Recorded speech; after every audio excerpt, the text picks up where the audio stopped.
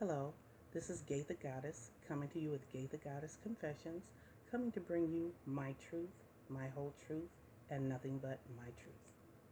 Let's elevate. What I wanted to talk about today is the power of your words. We have to be so careful in what we say to people because mere words can destroy people. That's why the Bible tells us death and life are in the power of the tongue. You can either speak life to yourself or to somebody else, or you can speak death. You can speak negativity. You can speak destruction. I'm reminded of a time when I was in the seventh grade. I was in a home ec class. And, in this class, I would always write down recipes. If there were old magazines around or something, I would tear the recipes out. But I was always keeping recipes. I was always hoarding these little recipes anytime that I got a chance to. And one time, the instructor of this class, she came up to me and she said, I don't know why you're writing all those recipes down. You'll never cook any of them. Okay, so what this uncaring person didn't know was, first of all, she should have known better because you're an instructor, you're talking to a child, you're talking to a seventh grader at that time. So she needed to have been more more careful of her words and who she was speaking to. But what she didn't know was she didn't know me, and she didn't know anything about my struggle. She didn't know anything about my life. And it just so happens that, at that time, at that period in my life, we were very, very, very poor. I mean, we barely had enough money to, you know, for my mother to be buying food for us to eat and survive, let alone buying extra food for me to be experimenting with and, doing different recipes with. No, I wasn't going home and using the recipes and, cooking this and cooking that. I wasn't doing that because, I didn't in my home I didn't have the ability to do that at that time.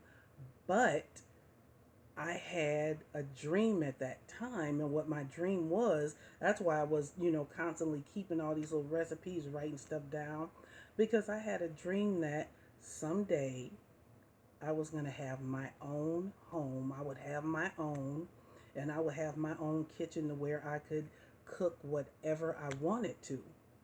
And anybody who knows me that knows me real well know that I love to cook. I absolutely love it. And ironically, I still have those same recipes. Some of those same recipes that I sat in that class and wrote down, I still have. Some of those same recipes that I, tore out of books that I always kept, I still have. But what the bad part about that was, for years those simple words that she said hurt me.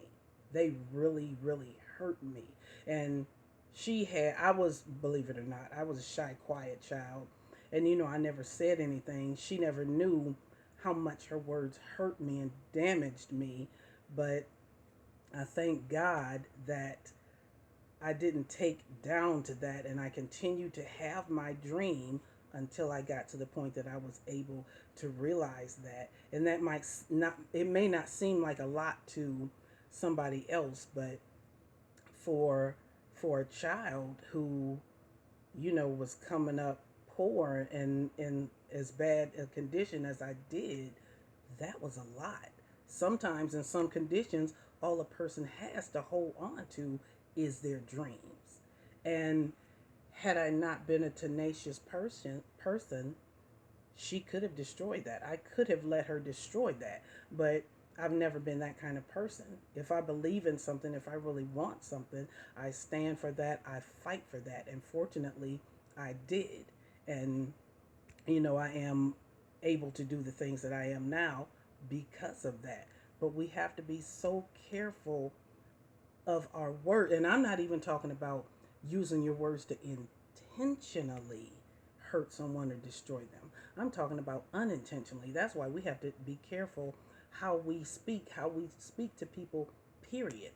There have been times in my life that I have said some mean, uncaring things to people, not even meaning to, not even realize. I mean, there was a time when my mouth was reckless. And I can admit that now because at that time I didn't see that. But let me tell you something. You have to be real careful asking God, God, show me myself, because sometimes what God shows you, that picture might not be pretty at all. And God showed me myself. And when He showed me, I was like, oh. And He showed me a particular incident, and I was like, I said that? Yes, you said that. And the reason that God brought that back to my remembrance for me to go back to that point, go back to that moment, is because I needed to understand, I needed to learn that lesson myself. You don't want people hurting you with their words. You need to be more careful your own self. It's a lesson I learned.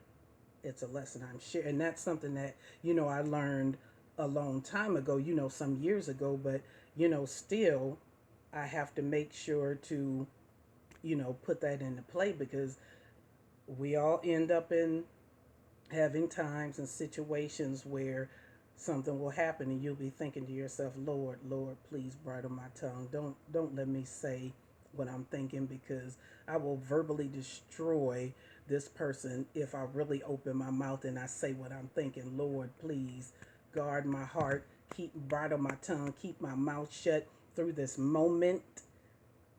I'm sure we're all human. We all have moments like that, but bottom line is we have to really be careful how we speak to people, how we speak over people, how we speak about our own selves. You can speak life or death to your own self. You can speak life or death to your own situations. So be careful of your words. Until next time, always remember to be true to you. Let me know what you think in the comments. Subscribe and click the bell to follow me. Thank you.